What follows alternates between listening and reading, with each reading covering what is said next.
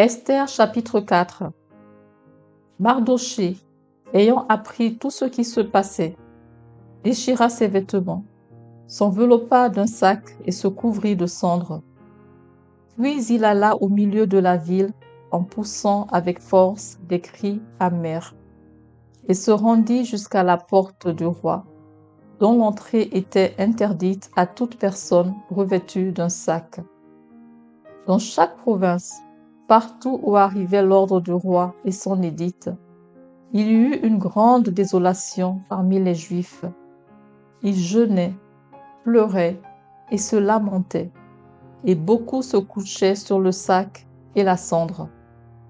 Les servants d'Esther et ses eunuques vinrent lui annoncer cela, et la reine fut très effrayée. Elle envoya des vêtements à Mardochée pour le couvrir et lui faire ôter son sac, mais il ne les accepta pas. Alors Esther appela Hathach, l'un des eunuques que le roi avait placé auprès d'elle, et elle le chargea d'aller demander à Mardochée ce que c'était et d'où cela venait. Hathach se rendit vers Mardochée sur la place de la ville devant la porte du roi.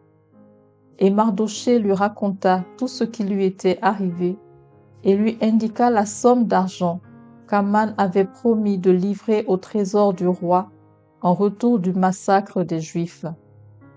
Il lui donna aussi une copie de l'édit publié dans Suse en vue de leur destruction, afin qu'il le montrât à Esther et lui fit tout connaître.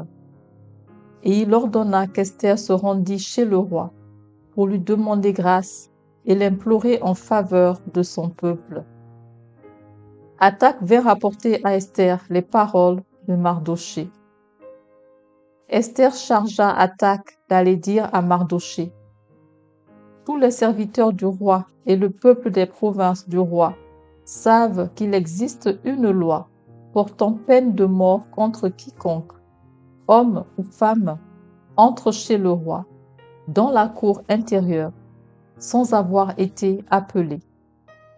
Celui-là seul a la vie sauve, à qui le roi tend le sceptre d'or. Et moi, je n'ai point été appelé auprès du roi depuis 30 jours. Lorsque les paroles d'Esther eurent été rapportées à Mardochée, Mardochée fit répondre à Esther: ne t'imagine pas que tu échapperas seul d'entre tous les Juifs, parce que tu es dans la maison du roi. Car si tu te tais maintenant, le secours et la délivrance surgiront d'autre part pour les Juifs, et toi et la maison de ton père vous périrez. Et qui sait si ce n'est pas pour un temps comme celui-ci, si que tu es parvenu à la royauté. Esther envoya dire à Mardochée: va, rassemble tous les Juifs qui se trouvent à Suse et jeûnez pour moi, sans manger ni boire pendant 3 jours, ni la nuit, ni le jour. Moi aussi, je jeûnerai de même avec mes servantes, puis j'entrerai chez le roi, malgré la loi. Et si je dois périr, je périrai. Mardochée s'en alla et fit tout ce qu'Esther lui avait ordonné.